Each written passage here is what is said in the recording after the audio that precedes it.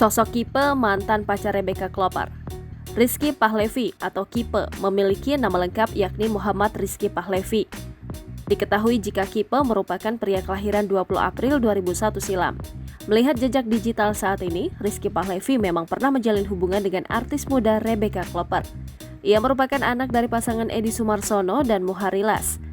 Rizky Pahlevi diketahui pernah mengenyam pendidikan di SMP Al-Azhar Kemang Pratama 9. Keduanya diketahui pernah menjalin hubungan asmara pada tahun 2007 silam.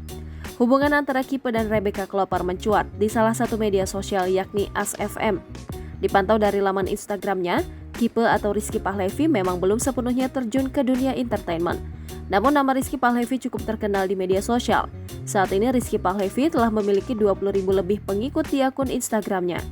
Ia cukup aktif di media sosial AS.FM dan sering mengunggah konten-konten dengan caption yang cukup puitis. Sementara di laman Instagramnya yakni @10_mrp, ia kerap membagikan foto OOTD di laman Instagramnya. Kini Rizky Pahlevi mematikan kolom komentar akun Instagramnya.